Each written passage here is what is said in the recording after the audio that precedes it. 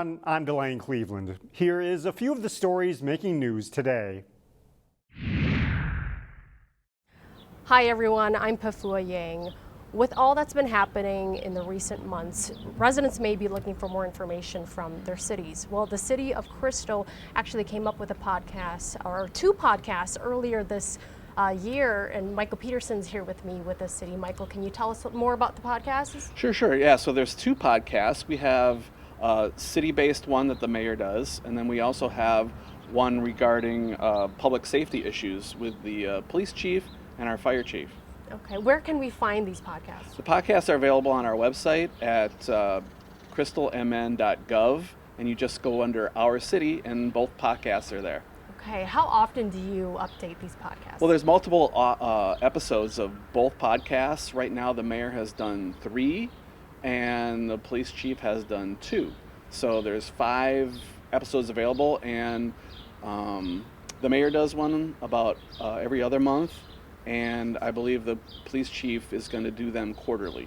Okay, well, what's the purpose of having this? Well, they're a really convenient way to get information out. What's nice is when we record them, people can maintain a safe distance, and that wasn't really even something we thought about before. And also, podcasts are becoming more and more popular, so it's just a great way to get more in-depth information out.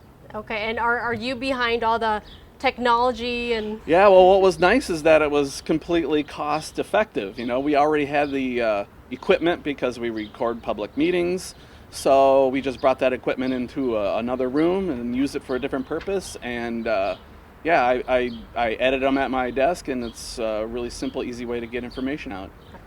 All right, and we'll have all that information on our website, ccxmedia.org. Reporting in Crystal, Pafua Yang, CCX News. Hi everyone, I'm Pafua Yang, and I'm at the Aubrey Della Learning Center in Brooklyn Center. For kids, seeing adults wear face masks can be a scary thing, but a nonprofit called Parents in Community Action is helping families adapt to that new norm. And Nadia Higgins here, she's a nurse at PICA. Can you tell us what you're doing to help children be more comfortable with masks? Yeah, so masks can be scary for children because they are often less verbal than adults. So they use facial expressions to make sense of the world and to feel safe in their world. So we're doing a lot to try to prepare kids for coming back to school and seeing their teachers wearing masks. And one important thing that we've done is that we did a big drive where we had our community and all our volunteers hand sew 1,800 masks. And we sent those masks out in care packages to all our families because parents are the primary teachers of their kids, and that way they have the opportunity to model wearing masks for their children, which is so important for getting kids used to wearing masks. Another thing we're doing is we have a video project where we are collecting photos of all our teachers in their masks, being very expressive with their masks on.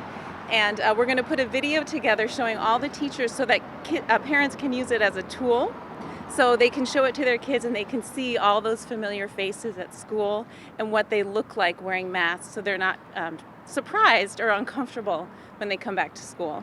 Awesome, thank you. Lots of great advice, and we'll have more information on Parents in Community Action on our website, ccxmedia.org. Reporting in Brooklyn Center, Pafua Yang, CCX News. On a beautiful day, people who live in one Golden Valley neighborhood are in for a treat, or should we say, a serenade.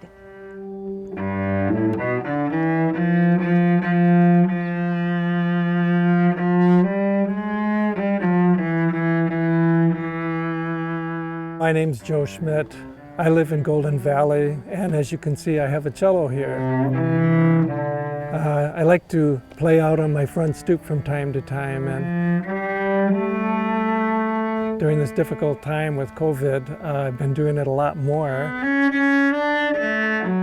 Yeah, I remember, well, when I was young, I think in the 3rd grade, they gave us a music aptitude test.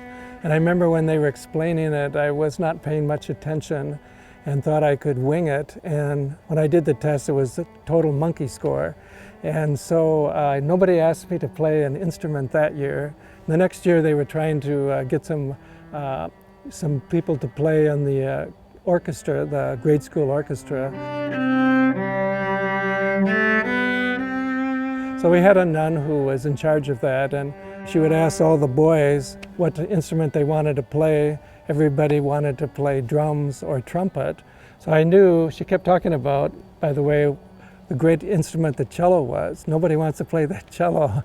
And I had no idea what a cello was, but when it came to my turn, I knew that if I was going to play something, it couldn't be drums or trumpet. So I said cello. In a way, playing the cello is a voice of it's my voice. For me, doing this, it gives me this kind of social connected aspect, and people seem to enjoy it, so. People have told me they like to open their windows, hear the music. I hope it takes them out of the kind of anxiety that I feel a lot of times with constant COVID-19 coverage. And you wake up in the morning and think about coronavirus, or you go to bed at night and you think about coronavirus. If it can take somebody out of that thought process for even a moment, then I think that's meaningful. So.